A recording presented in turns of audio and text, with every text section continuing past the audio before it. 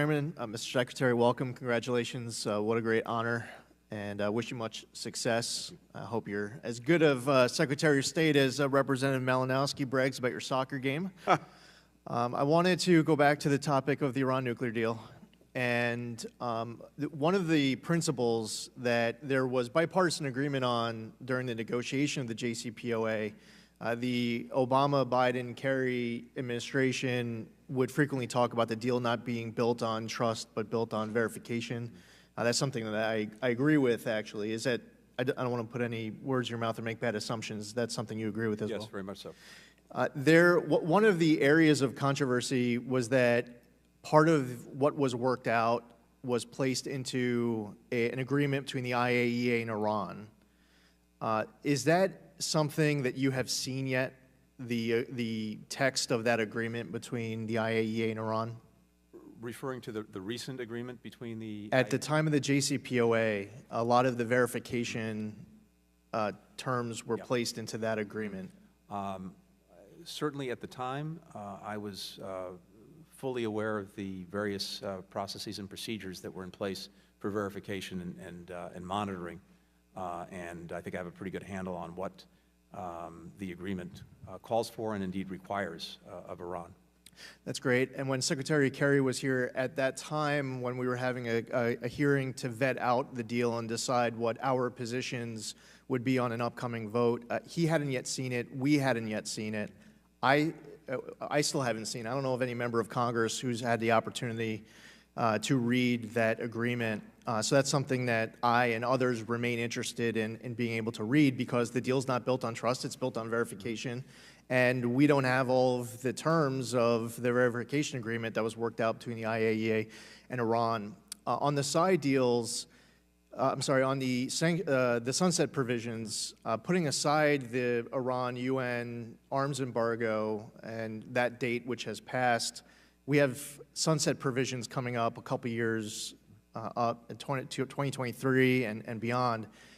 The Iranian regime would like you to re-enter the Iran nuclear deal as is. There are some members of Congress also advocating for re-entering the Iran nuclear deal as is. Can you speak to some of the practical issues with of making permanent sanctions relief in exchange for sunset provisions that are only a couple years away? Yeah, it's an important point, and I think I'd say two things about that. First, if Iran returns to compliance with its obligations, and we do the same, we would use that as a platform to build a longer and stronger agreement, including dealing with some of the sunset clauses that expire in the near term.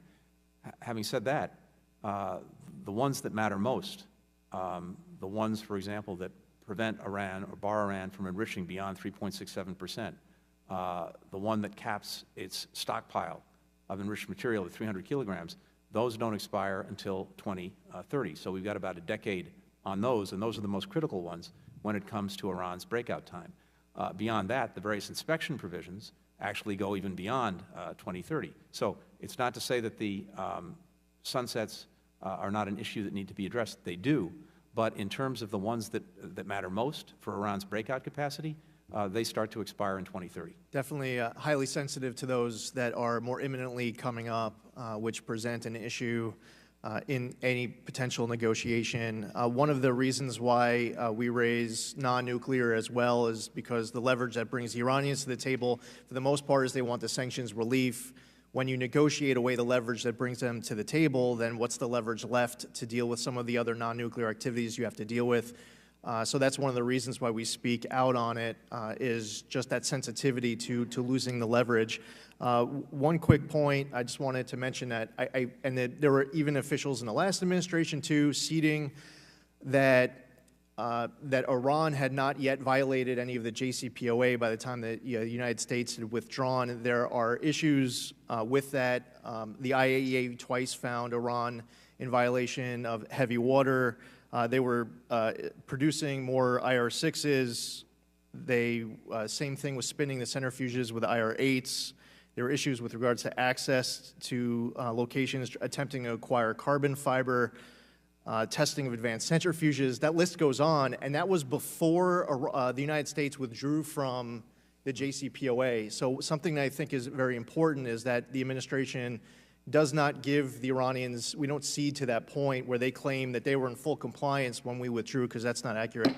I yield back. And I think it's just worth mentioning, if I may, Mr. Chairman, on that, because it is an important point, that one of the great strengths of the agreement, of course, is that it had a mechanism for resolving disputes. If one party was not in compliance, or at least the other party said that it wasn't, they could bring that issue to the so-called Joint Commission, and that's exactly what happened in those instances. When we had concerns about Iranian noncompliance, which they may have disagreed with, we were able to bring that forward, and they changed their behavior.